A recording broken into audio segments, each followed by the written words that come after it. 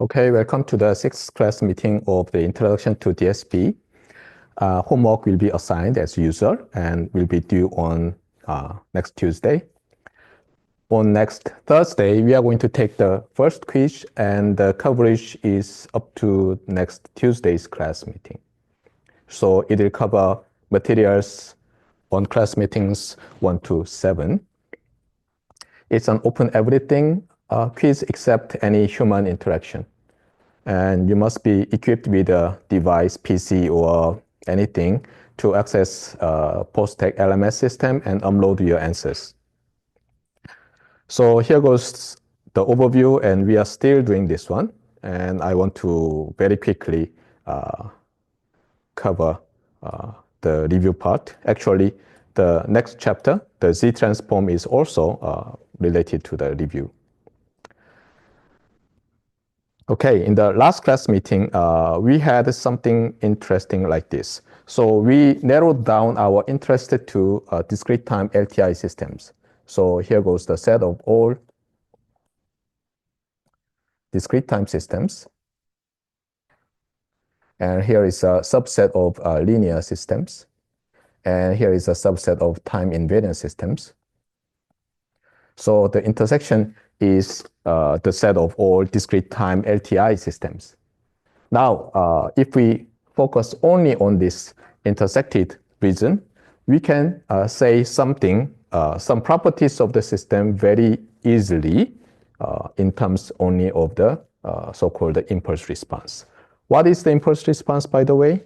Impulse response is the response of a DT LTI system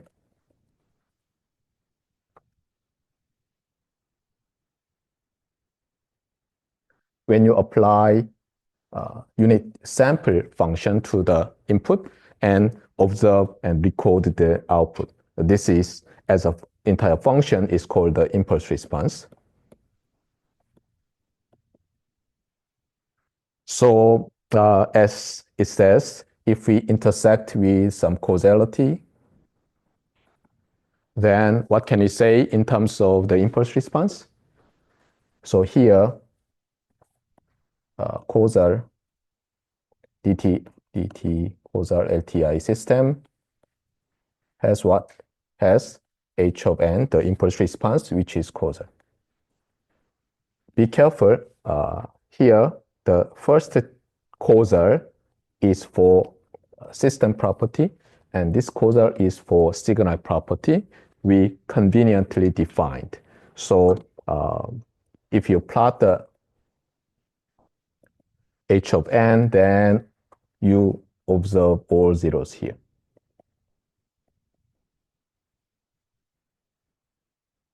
And here, you may observe some zeros, but anyway, all the non-zero values can be on the non-negative part of n.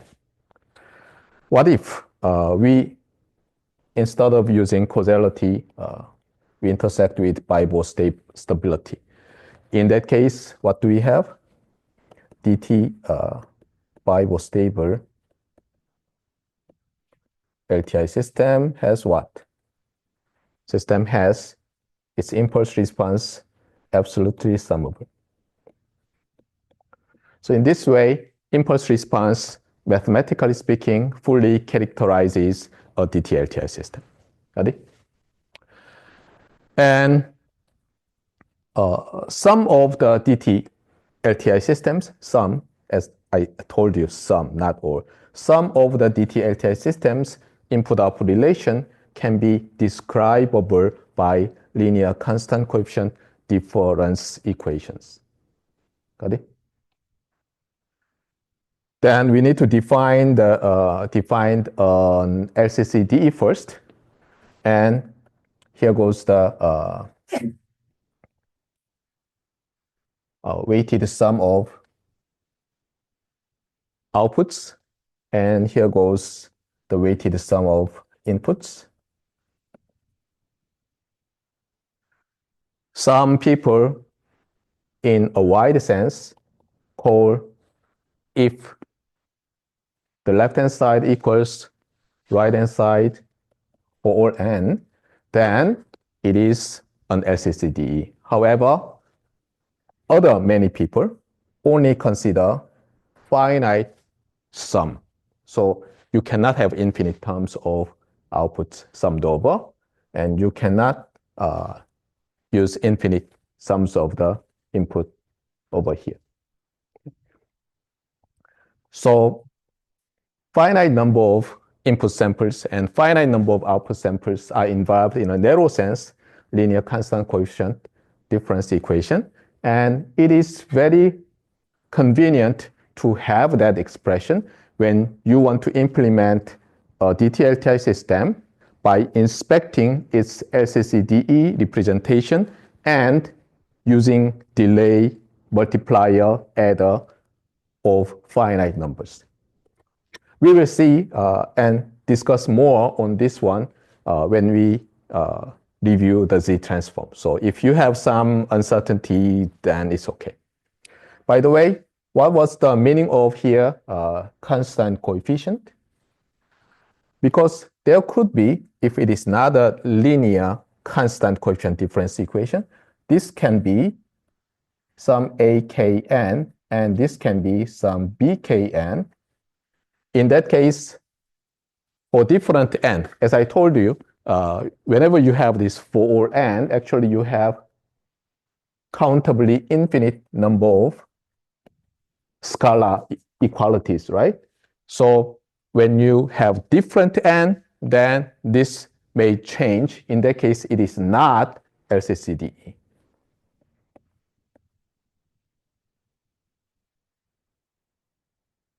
But you can still say that it's a linear difference equation. Got it? So this constant coefficient is related to these coefficients, not a function of n. Got it?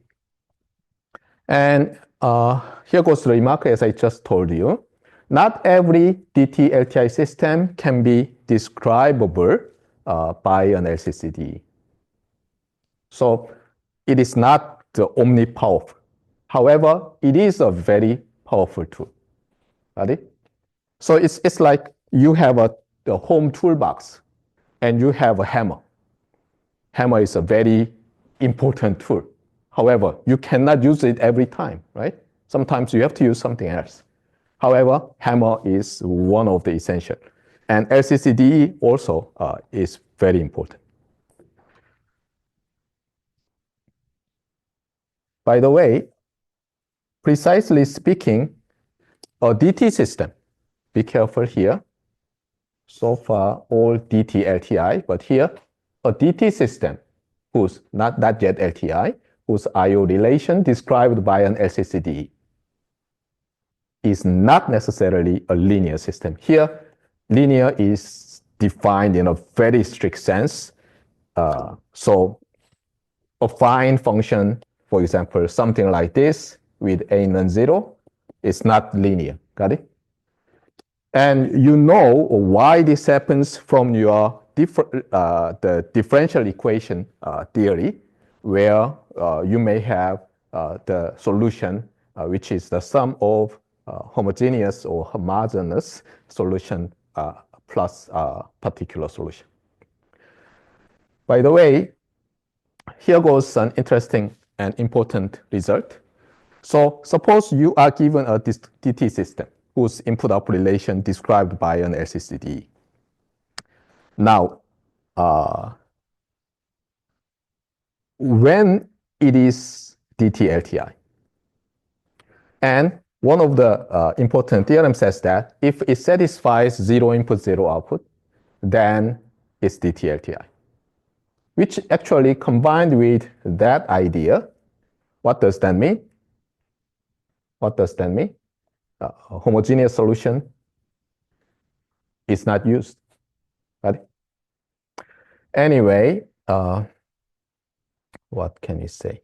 By the way, there are two slightly different conditions called 0 input, 0 output condition and initial rest condition. Initial rest condition is just for a kind of DT system. So it's like your input is 0 up to n0. Then your output is 0 up to n0. That is initial rest. However, zero input, zero output for discrete time system is very special because if zero initial rest, then you can move this n0 up to arbitrarily large number.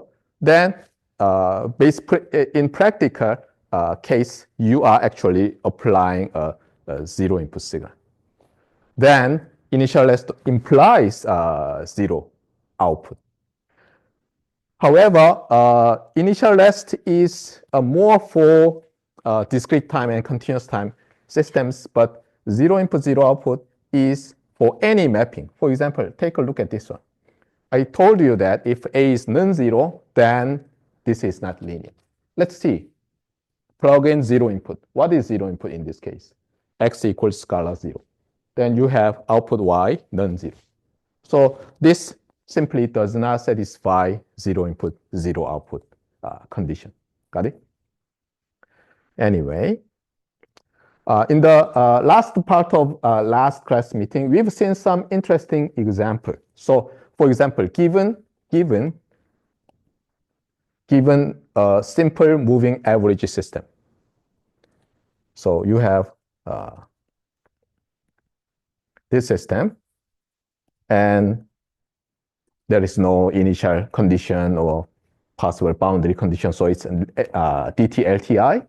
And we wanted to find out an LCCDE that describes its I/O relation. And what did we observe?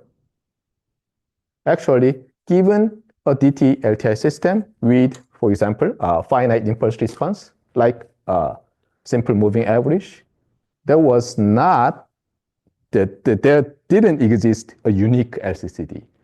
There could be some different form of LCCDs that describes the same DT LTI system. And you may ask which one is better. It depends, actually. As I told you, we mathematically model a system using this discrete time signal processing theory. So in principle, we want to build some electrical or electronic system, device or something, circuit, that functions as we wish.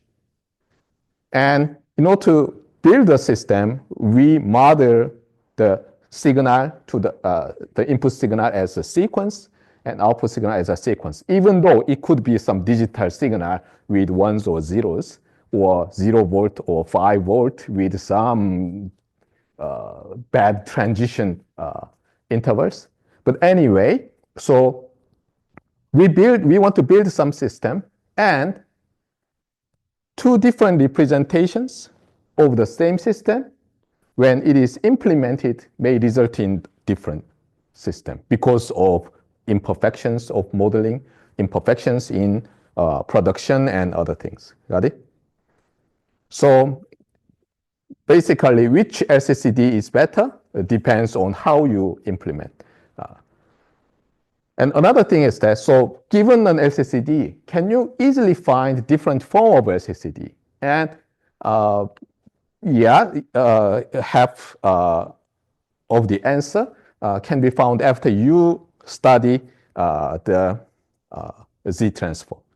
Z transform is so powerful. Anyway, that is not the topic of today, probably next meeting. Here goes the preview.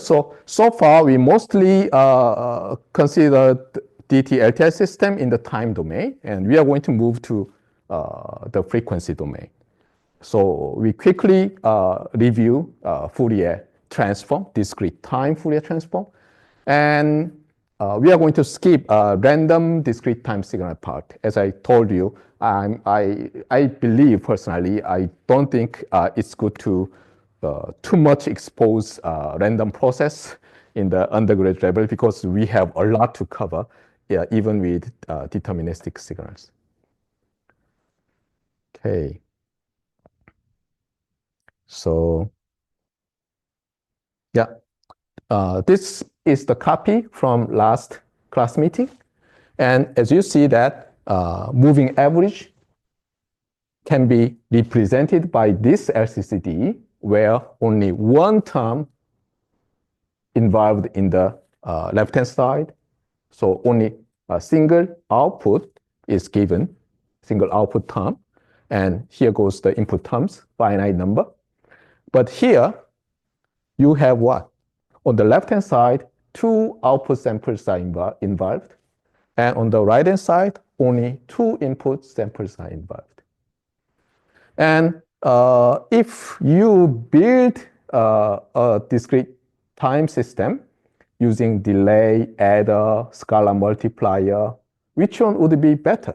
Actually, as I told you, it really depends on the situation. What kind of input signal you have and other things.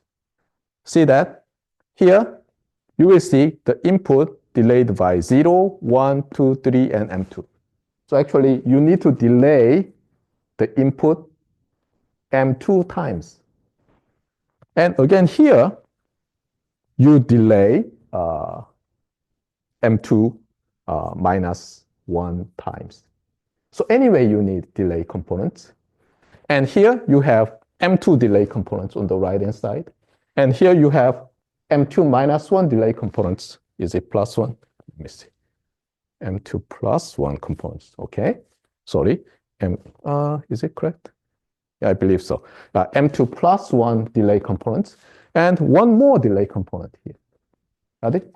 So if you just blindly use a specific LCCDE, you may use more delay components. And you may say that, okay, that's not good, but sometimes it could be much better. Always you need to be careful, even though, as I just told you, that we are not going to consider random discrete time signals, but when you build a system, there are always present noise or interference in the circuit, even though it's very small.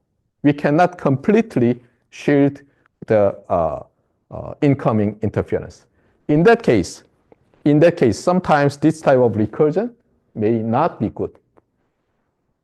So it really depends on what kind of technology you are going to use to implement this one. For example, if you just use MATLAB type thing with, in principle, almost infinite number of bit resolutions, then these two will not give you any difference. But if you really want to minimize the number of bits assigned in the system and really want to reduce the number of some circuit components, then they may behave very different. Got it? Anyway, yeah, this is just an example of, I believe, compound interest rate related difference equation. By the way, as I just wrote, where did I write here? Yeah.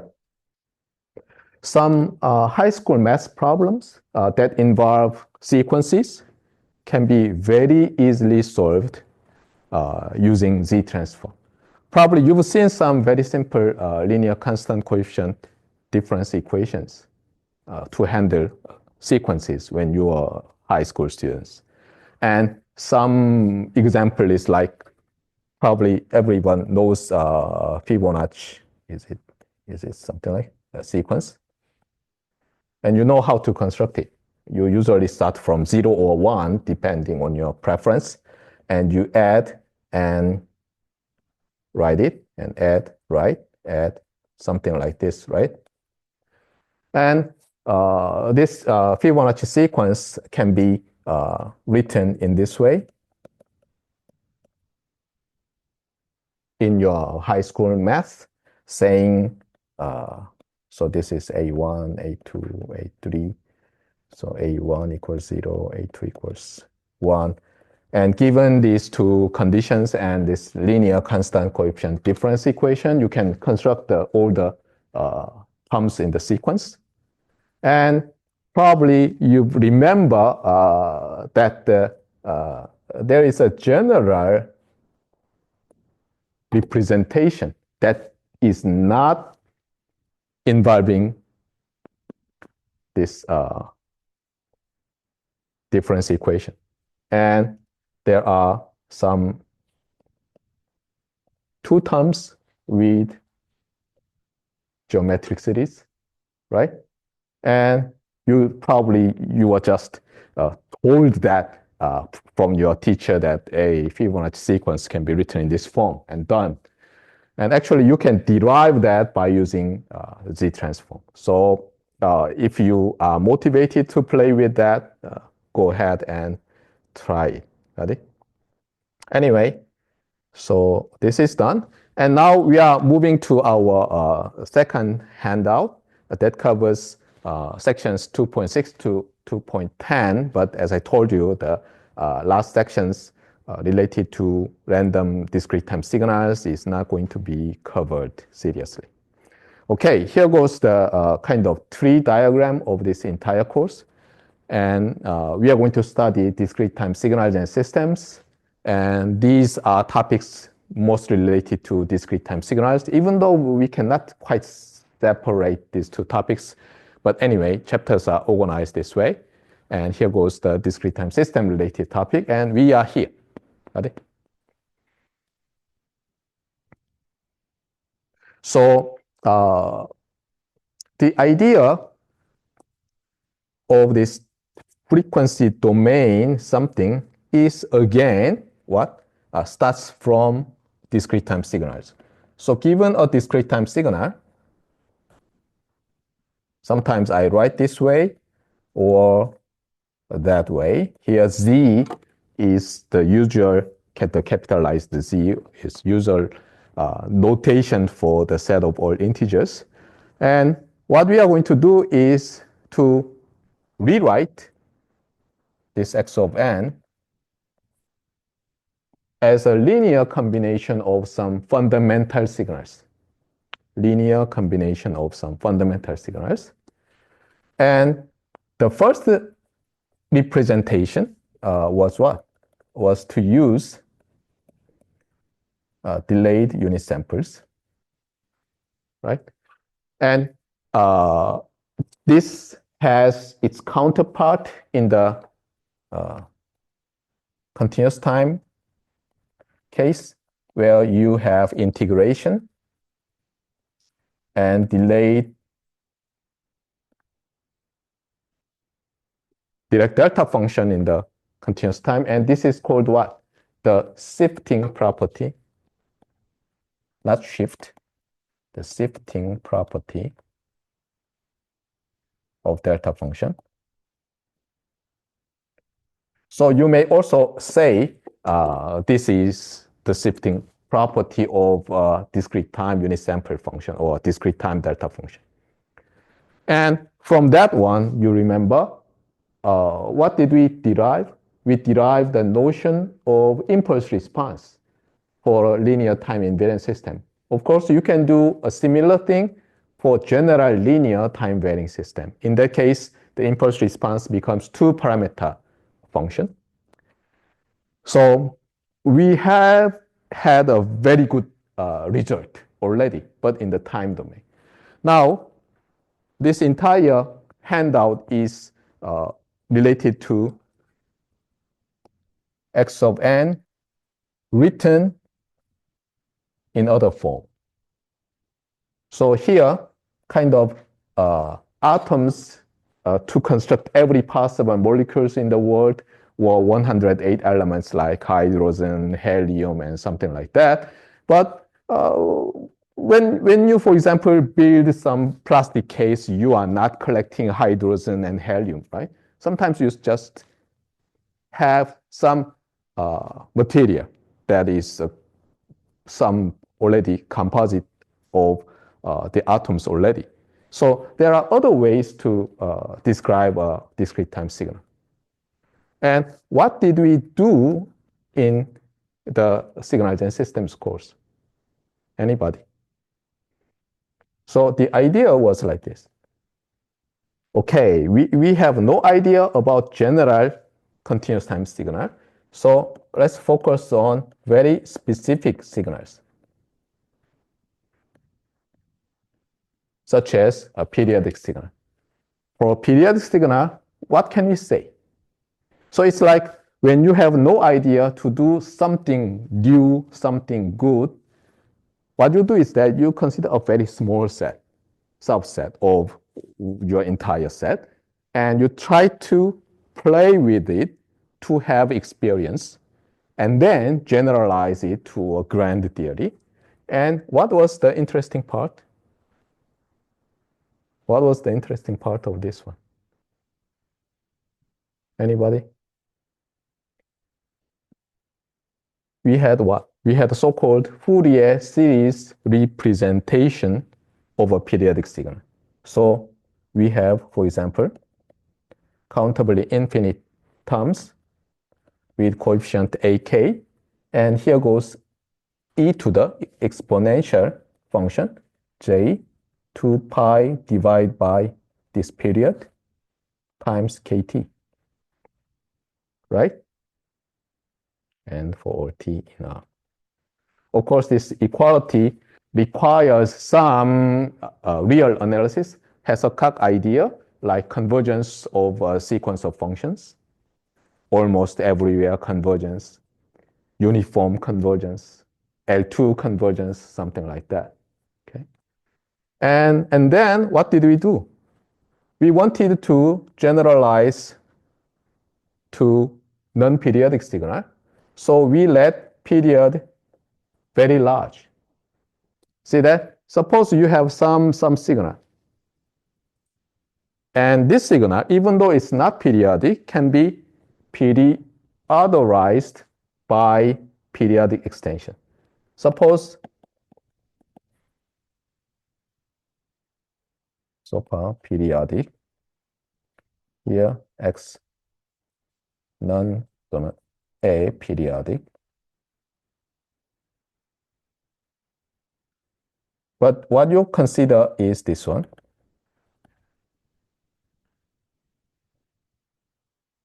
So this is very important actually. Suppose you are given some non-periodic or aperiodic here, or means not, periodic signal x of t, but you copy that one and delay by capital T and sum, delay by 2 capital T, sum, and you continue. Advance by t, advance by 2t. So you sum up countably infinite number of your given signal and construct a new one. And of course, we assume they converge. The sum converges to some signal. Then what is the property of y? Y becomes a periodic signal with period t, right? So even though since x is not periodic, so we cannot find the Fourier series, its periodic extension, this y is called the periodic, actually a period, one of the period.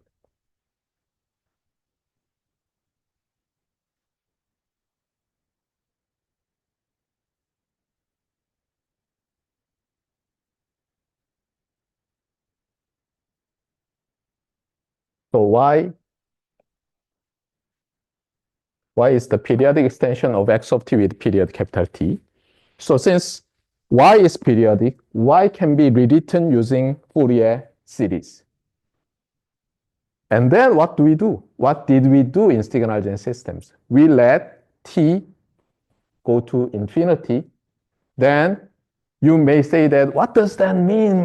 That whenever you see some infinity in engineering, how do you interpret?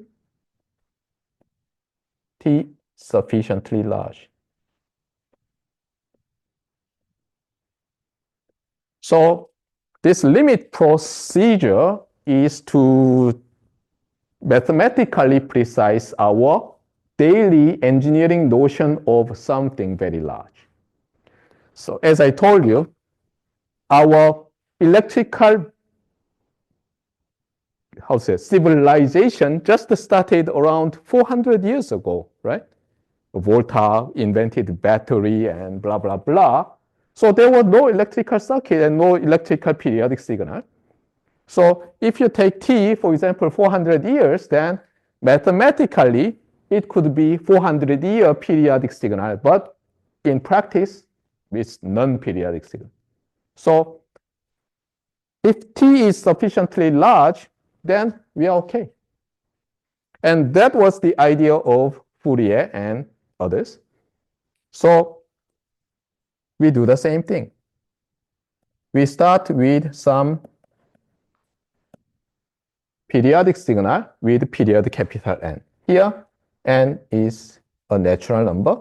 And as I told you in one of the early meetings, if the period is 1 for discrete time signal, x of n is a constant function. Now, what can we say? And interestingly, we have what? Almost the same expression as this one. And the difference is that we have at most n terms. And we have ak and e to the j 2 pi divided by period and index times n. Okay. So let's take a look at this sigma notation with strange lower limit. What does that mean? Here, the index k can only be capital N distinct terms. So your sum, this sum, is not an infinite sum, it's a finite sum with at most capital N different terms. Be careful here, you may have countably infinite terms.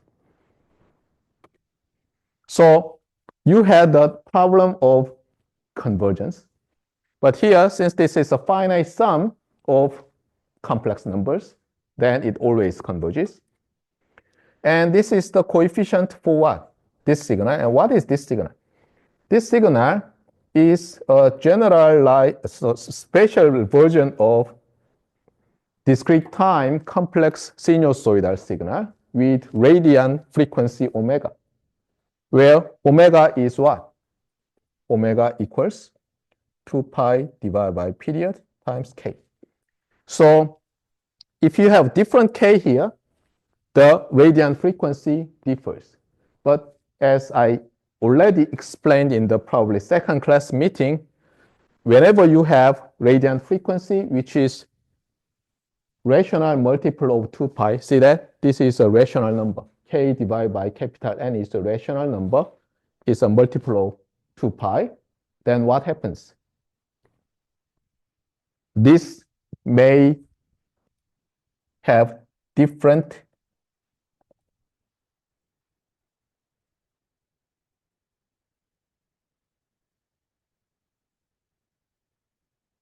apparently different radian frequency, but resulting in the same omega, right? So, is it? Yeah.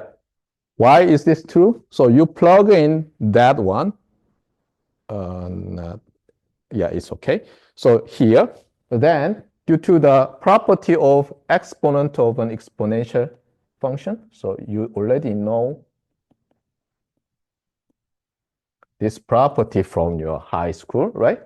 So here, that term gives you e to the j 2 pi times integer, which is 1.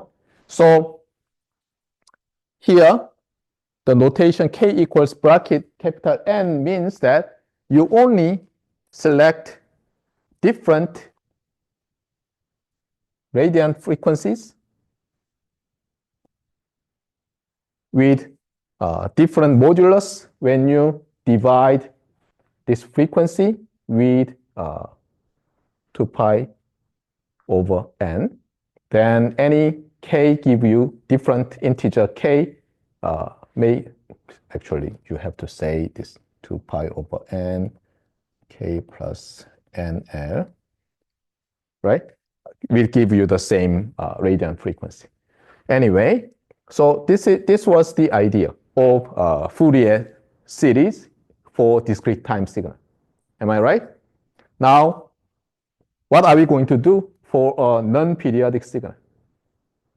Non-periodic signal, we may make n tends to infinity to have some interesting form. And here, I didn't write it here, but the result was this. X of t the given continuous time signal could be written as an uncountably infinite sum, which we say integration of what?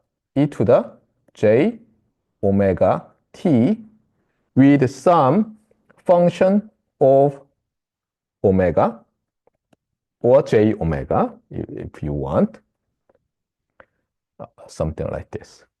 And depending on whether you have omega or radian frequency or just hertz, then you have something like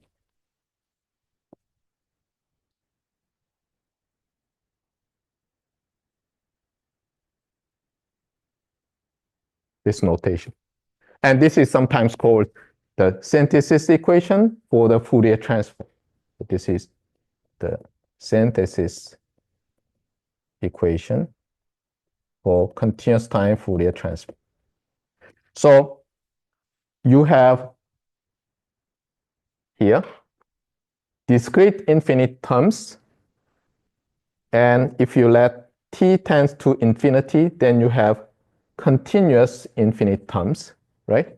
And this complex sinusoidal signal with a different frequency is weighted and summed to reconstruct the signal x of t.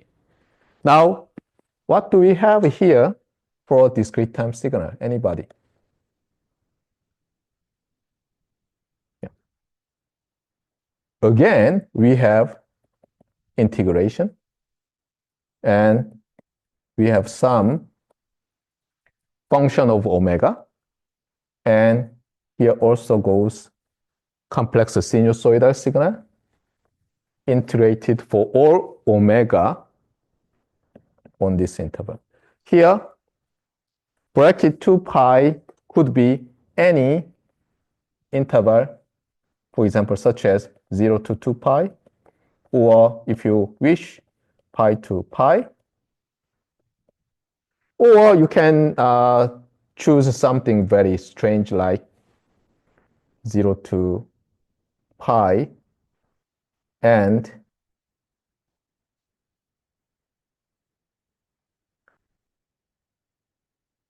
so something like this.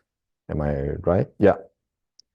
But nobody would choose some strange thing. And this is why? Because omega, see that?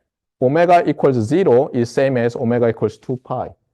So any radian frequency separated with 2 pi integer multiple, they are same complex sinusoidal signal. So we have this one. Okay. By the way, what is j omega here? J omega is so-called continuous time Fourier transform, defined as x of t e to the j omega t dt with conjugation here. And similarly, here e to the j omega is what? Is discrete time Fourier transform of sequence x.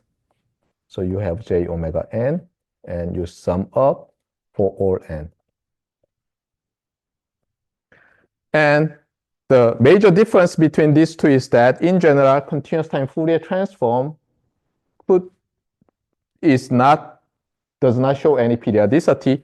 But here, as you see, if you choose omega and omega 1 and omega 2 that have separation 2 pi integer multiple, they are the same. So we have very interesting property. What does this mean? This dt Fourier transform of x of n is periodic with period 2 pi. Ready? So this was your signal gen systems result related to discrete time signals. And our class meeting combines this result with linear time invariance system idea. So the approach is apparently a little bit different, but they are talking about the same thing. So we focus on a DT LTI system. Now, given a DT LTI system, something interesting happens is that if you apply in the input e to the j some omega 0 n, see that this as a function of n, omega 0 is fixed, function of n is a discrete time signal, and we call it complex sinusoidal signal. What is the output? And you can compute the output from the convolution property. So you integrate h of n, sorry, you sum, you perform convolution sum of these two. And what happens? What happens? So let me do this. So you have introduced integer, integration variable k, and here goes h of k and e to the negative j, positive j omega 0 n minus k. Now you expand the exponent and use the product rule, and then you have something very interesting.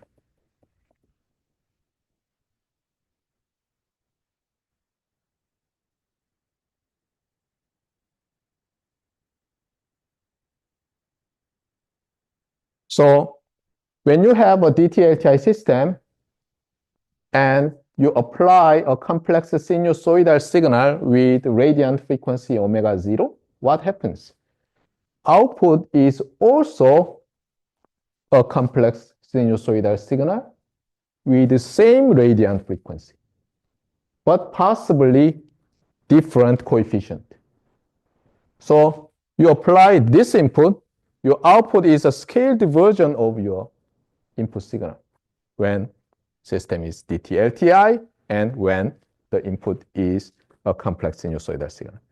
This is the motivation actually to use here in many possible choices of so-called basis function. We choose Fourier basis.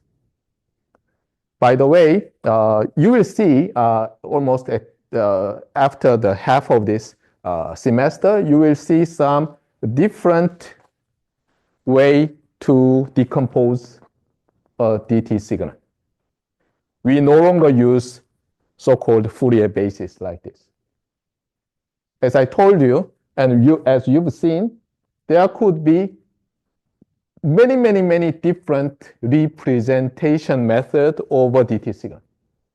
The shifting property is one way where you use delayed delta functions.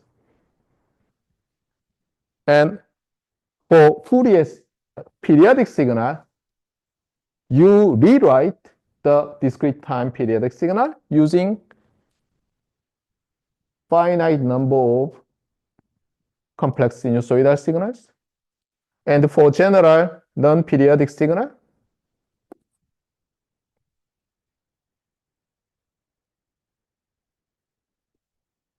what do? You rewrite your DT signal using complex sinusoidal signals with different frequencies and associated different weight. Ready? And there could be different basis, not just complex sinusoidal or delayed delta functions. This is one of the most important lessons you must have. Okay? Among many possible choices of basis to rewrite your discrete time signal, you have chosen the set of delayed delta functions and the set of complex sinusoidal signals because in our undergraduate course, we mostly handle LTI systems. And LTI systems has what? This interesting property. Complex sinusoidal signal in and the same frequency complex sinusoidal signal out, except different scale. And in mathematics, what is the name of this input and output? And as you remember from linear algebra, for example, suppose you apply a finite length vector and you get the same length vector and this system is linear. What does that mean? Input is, for example, complex length n, output is complex length n, and this system is linear. Then what do you have? You can show that there exists n by n matrix that links the input and output with this, your well-known matrix vector multiplication. Of course, nobody teaches linear algebra in the point of view of electrical engineers' linear system, but this is the truth. Got it? Now, suppose you apply some input V to this linear system, and you have V at the output, but scaled. Then this V is called what? This is called eigenvector of this matrix, or we may say eigenfunction if this is viewed as a function, eigenmapping rule of this mapping. Similarly, we call this one as eigenfunction and that one as eigenvalue of DT LTI system. Now, what is this one, by the way? Interestingly, we've already seen. What is it?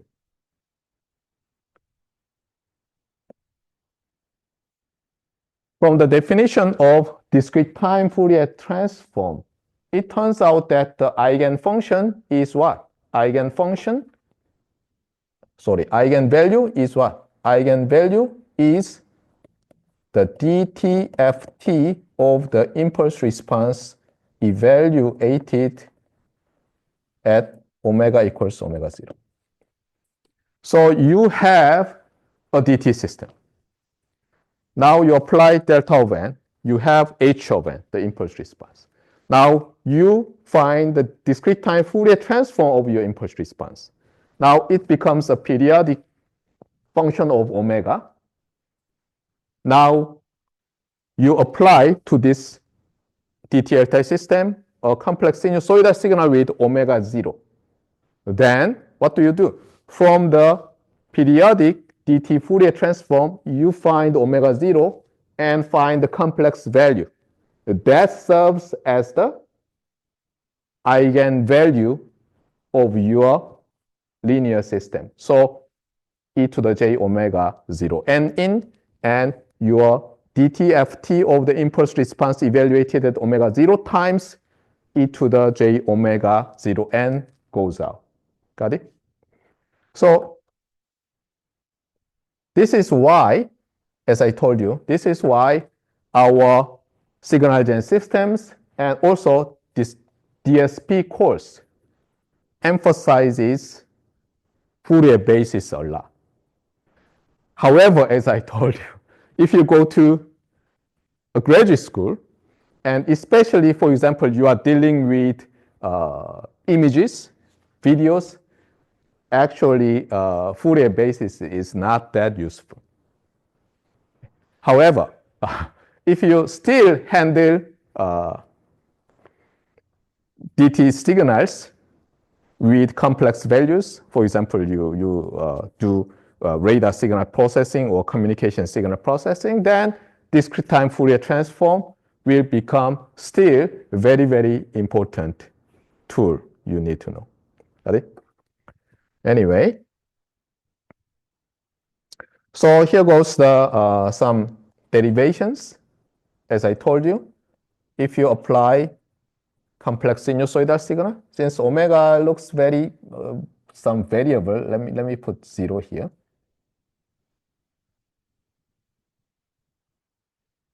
Now you see that if e to the j omega 0 n goes in with some specific omega 0, then your output is what?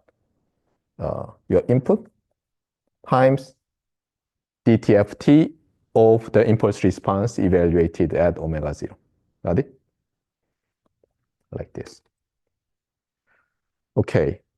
By the way, now we can view the eigenvalue as a function of omega. So as I told you, here goes the omega, and you may take usually from negative pi to pi or 0 to 2 pi, but our convention is that since this is periodic, as I told you, we usually call this around the origin low frequency region, and around the pi and negative pi high frequency.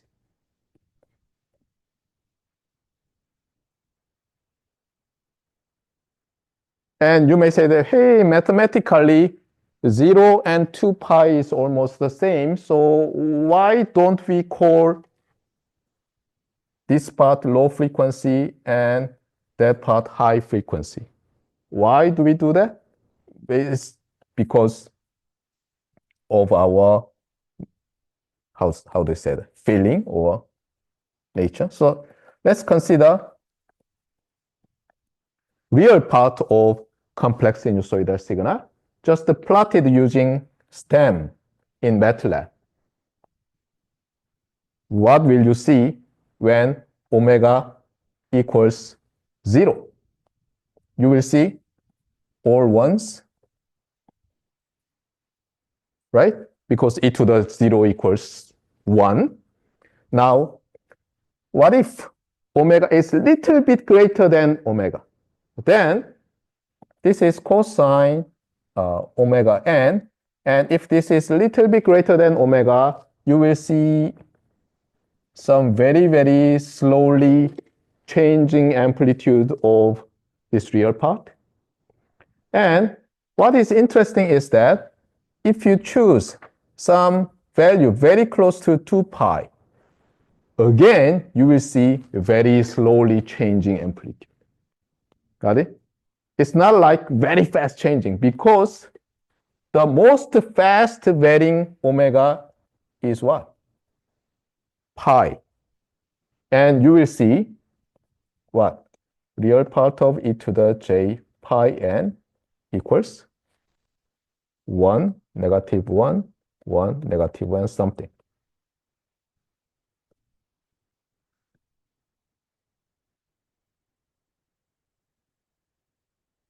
Got it? So this would be the reason why people call this area low frequency and that part high frequency. And again, this is low frequency. Got it? So just to say high frequency, low frequency in discrete time signal, probably you'd better cut from negative pi to positive pi when you draw DTFT. Got it? Of course, in general, DTFT is a complex valued function. And we call, when we handle a DT LTI system, this Fourier transform to represent the entire system, assuming it exists. Got it? So suppose you have some block diagram like this. In most of the cases, this block diagram is equivalent. And instead of using impulse response, you use DTFT of the signal. And we have another name, not just the mathematical name, because mathematically speaking, this is what? DTFT of h of n. But we call this function as omega as what? Frequency response of this system. Why? Because if you apply specific frequency complex sinusoidal signal, then your output is scaled by this number evaluated at that specific signal. If the magnitude of your frequency response is large, then what will happen? Your specific complex sinusoidal signal will be hugely amplified. If your magnitude of the frequency response is small, then even though your input is large, output will be very small in terms of the magnitude. So in this way, we call the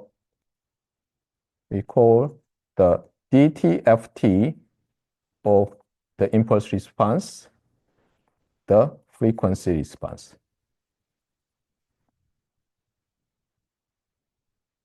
Got it?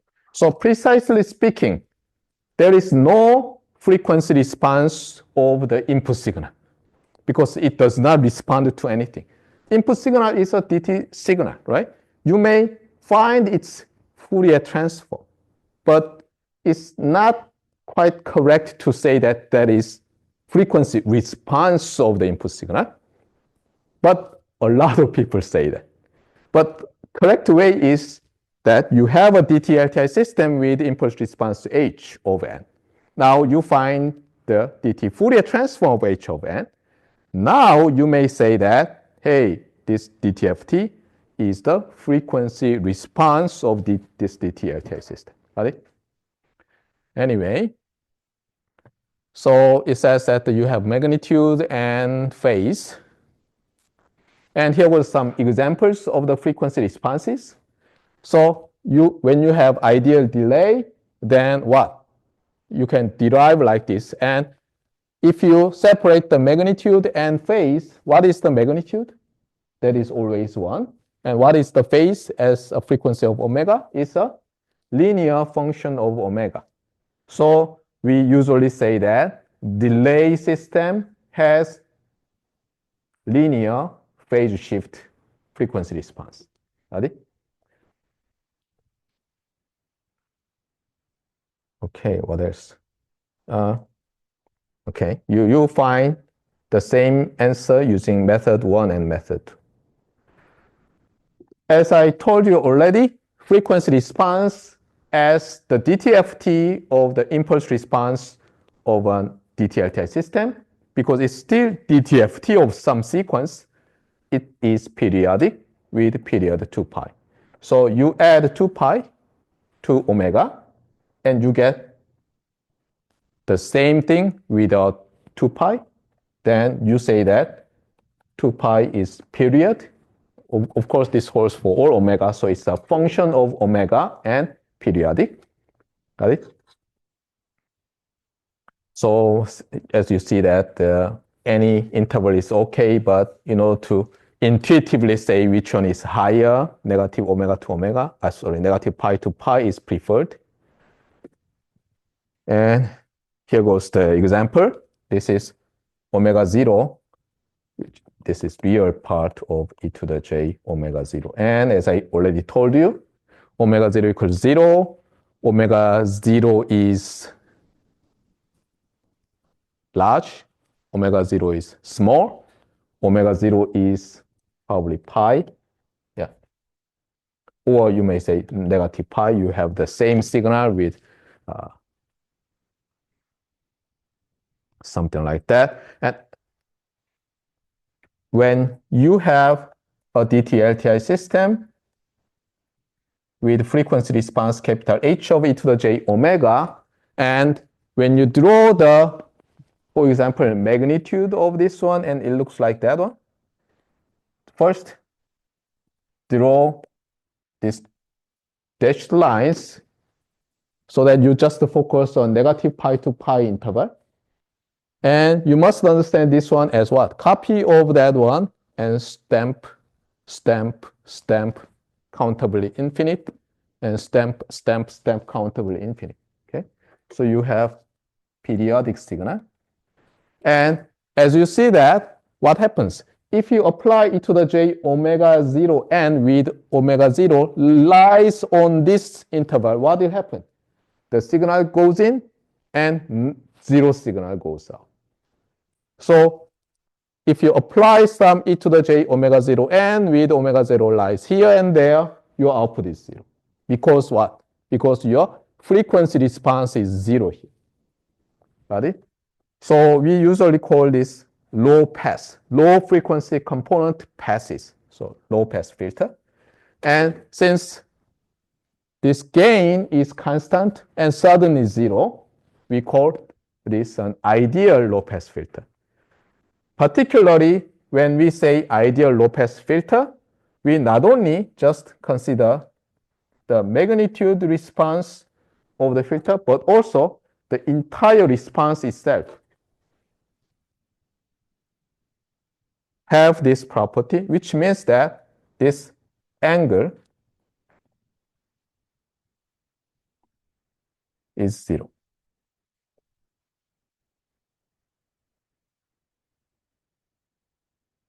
The problem of ideal low-pass filter, similar in the continuous time case, is what? Is not causal signal. So in order to implement this one, you have to approximate somehow. Anyway, so we all know that. And what is this one? See that? It's a high-pass filter, and it's ideal, right? And what about this? It's so-called band stop filter. What about this? It's a band pass filter, and they are all ideal filters. Now let's see more practical version, practical example. So you have simple moving average with M1 plus M2 plus 1 terms. And we take the Fourier DT Fourier transform, which is not that difficult to compute. And here, from this line to that line is very, very important. And if you do array signal processing in communications, if you do radar signal processing with some phase array, and almost every discrete time signal processing from here to there is very important. And when I first saw this one, well, I had no idea. But just view it in your high school way. What it is? E to the negative j omega n is simply e to the negative j omega raised to the power of n. So it's a geometric series, geometric sequence. And you sum up finite terms. And you already know from your high school math, right? What happens if you sum up from first term to nth term? What do you have? You know how to compute this. In the numerator, the first term, so a, and 1 minus, am I correct? The common ratio to the number of terms divided by 1 minus the common ratio. You do the same thing. The only difference is that instead of r, you have e to the j omega. So from here to some intermediate thing, you use this famous formula. And so this step is very simple. And what about the next step? Suddenly you have sign. Why? Because from the Euler's identity, Euler's formula, you have what?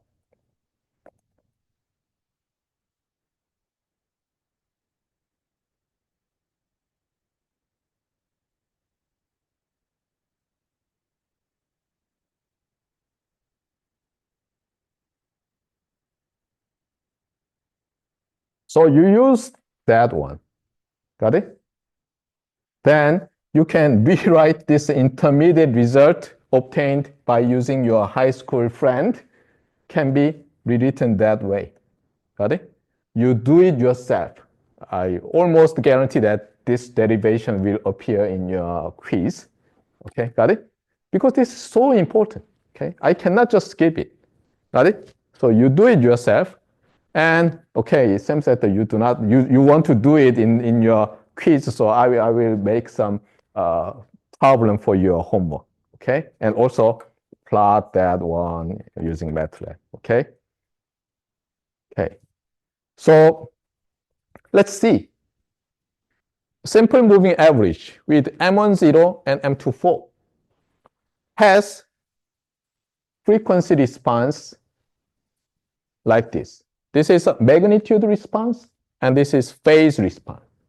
Now, what happens if you increase M2, keeping M10? So you do not use future values, but only past values, and in this case, current value too.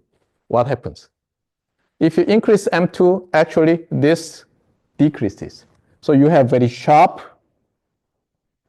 pass part and very small number and some large number, some large number.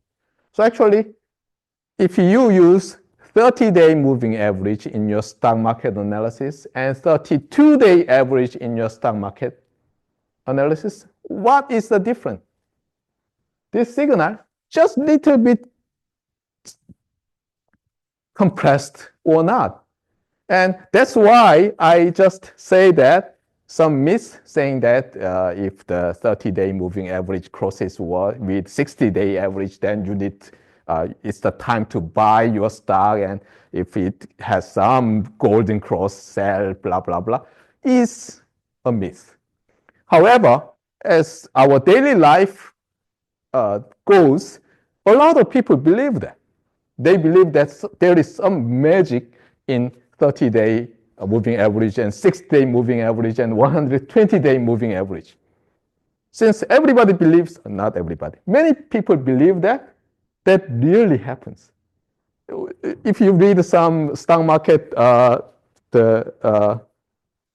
technical analysis book, then they say that the sell when this moving average crosses, and everybody reads and does that. So that really happens. Stock market suddenly drops and you see, you plot the 3 moving average curves and that crosses. Got it? But why we use that one with sine over sine, right? You may use some different shape, but anyway, so I don't like the idea. But many people believe that, and that really happens. So some smoothing of random signal, but you've done already with real stock market data. And what else? Yeah, this part, I can skip it. Yeah, this part can also be skipped. Okay, what about? Yeah, I just don't like that. Okay. Yeah, so here goes another one. So this is the section about representation of sequences, which means that DT signals using Fourier transforms. And you've already seen, right? The order is just different. Our textbook motivates the importance of Fourier basis in signals and systems analysis, especially when the system is DT LTI. So here we assume that e to the j omega n is important for DT LTI systems. And what about general signal analysis? And as you see, a periodic signal can be rewritten using finite terms of sinusoidal, complex sinusoidal signals. And here goes non-periodic case. And this is the synthesis equation, and this is the analysis equation, also called DT Fourier transform. The meaning is that this signal is weighted integral of these complex sinusoidal signals with different omega. That is the idea. Okay. See that? The only signal as a function of n on the right-hand side is e to the j omega n with different omega that ranges from, for example, negative pi to pi. Okay. This signal is differently weighted when you choose different omega, and they are summed. Whenever you have confusion with some integration,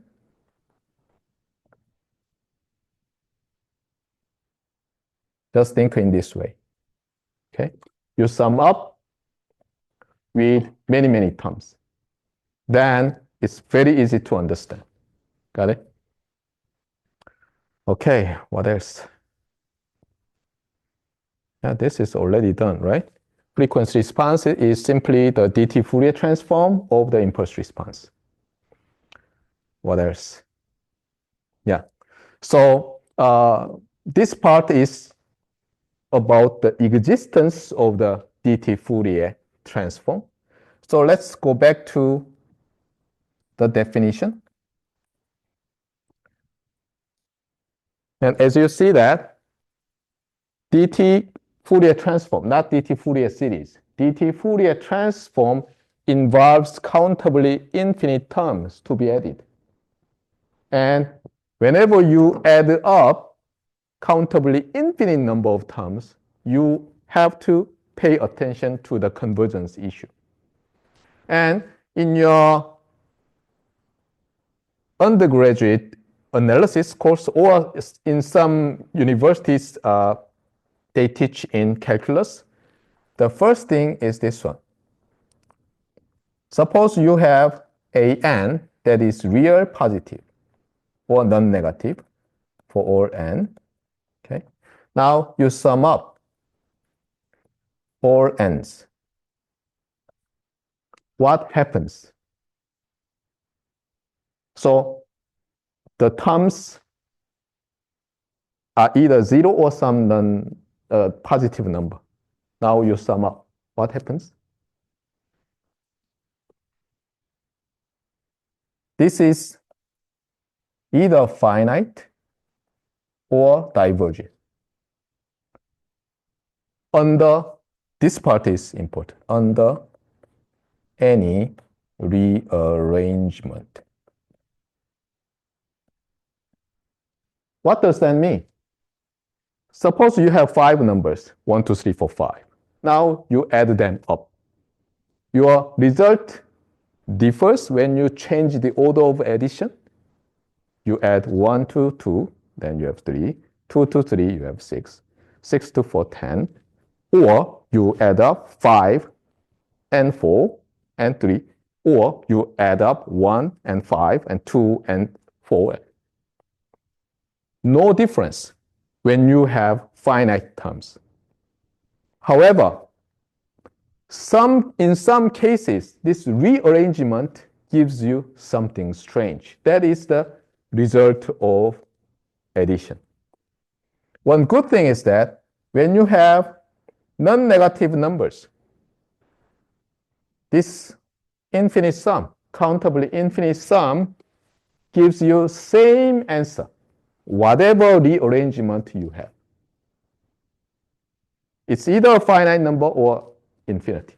However, what if ANs are real numbers, and you consider summing up all the terms? Then you have strange thing. Under different rearrangements, you may have different numbers. Okay? So summing up real numbers, countably infinite, gives us a headache. And what about the cases where you have to handle complex numbers and you sum up complex numbers? Same thing happens. Even though you separate real parts and imaginary parts and sum them separately, each term in each summation may be positive or negative. In that case, some arrangement gives you some strange different value. So actually, whenever you have countably infinite terms summed, you have serious problem. However, as I told you, this negative infinity and positive infinity for our electrical engineers are just approximations. Just for convenience to say that, hey, given some time origin I have chosen, n equals 0, negative infinity means that from this point, far, far past. Positive infinity means that sufficiently large some future. And as I told you, electrical civilization started around 400 years ago, so it cannot be countable in infinite terms. We always have finite terms. So some people say that, hey, Professor Joe, just forget about convergence. We always have convergence in practice. You're right. However, the problem is this. Sometimes we really handle very extreme system. Very, very extreme system. And we want to use that extreme result in building our system. In that case, our mathematical model shows something breaks down, then you have to be careful. And actually, we already know from the high school math, the legend says that in Greece or Rome or I don't know, in some empire, some general had a good result. So king asks, hey, what do you want? And the general says that 1 grain and 2 grains, 4 grains, 8 grains, and just until I die. And suddenly, what happens? The responsible person comes and say that, hey, our every grain is gone to the general, something like that. Even though nothing went to infinity, right? For sufficiently large days passed, and suddenly government bankrupt to give the award, all the resource to the general as award. So anyway, what I want to say is this. Be careful when you handle infinite terms. Sometimes you can simply just ignore. Hey, let's don't bother ourselves. But sometimes it's very important. So that's why I emphasize, especially your undergraduate and especially your graduate student majoring in signal processing, communications, and control to take real analysis course offered in math department. After you take the course, you may get a lower grade than average electrical engineering courses, but you will definitely learn something. Got it? Like rearrangements, the notion of rearrangements in infinite sum, something like that. Anyway, so let's stop here and quickly finish where there are a lot to cover still. Yeah, cover this chapter 2 and move to Z transform after we take the first quiz on next Thursday. Got it? So on next Tuesday, we will still covering this chapter 2. That's all for today.